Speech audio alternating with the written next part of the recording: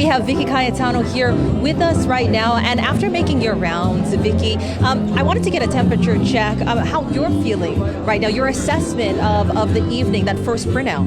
Well, I think, obviously it's time to acknowledge that Lieutenant Governor is the Democratic nominee, so congratulations to him, and congratulations to all the candidates who ran a good campaign, and I'm very honored and proud to have been part of that journey.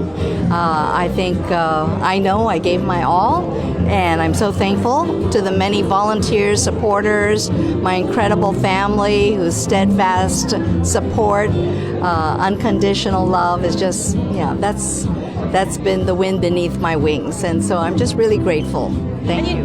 Vicky, as a first-time political candidate, you were a strong contender from the get-go in your debates, in your vision, and you showed that from the very beginning. But with the numbers that we saw this evening, what do you suppose that's indicative of? A performance or running against another opponent that may have a name in the political field for a long time? What's your reaction? Well, I think you just said that very eloquently. Josh Green has familiarity. He's been out there in front of the cameras, and so I think with that, people felt like they knew him. So it's hard to do that in the short time that I was running this campaign. So I think that has a lot to do with that, the familiarity that voters have by seeing him on TV. But again, I just am thankful to all the people who came out to support me, and I wish the Lieutenant Governor all the best, because Hawaii's future is at stake here, and we want to see the people get served. Toward the end, leading up to tonight, the end of the week, leading up to the primary election this evening, things as politics do, they get a little bit messy. Do you think that was a hindrance, a hurdle, as we headed into earlier this evening? I believe that when you aspire to the highest position in the state, you need to expect to be vetted.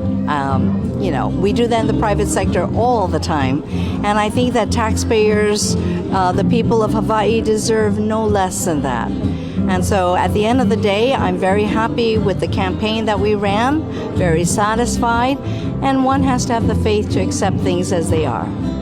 Do you think if there were two strong lead front runners for the governor's race in the Democratic Party, it would have been a more competitive run? One never knows, right, to speculate that. So I can't make that comment. Yeah. And I do want to ask you to wrap things up, what does this mean for you and your political future? Is there a possibility of something else in politics? At this stage of my life, I don't see that. I came into this race because I'm just very concerned about where our state is headed.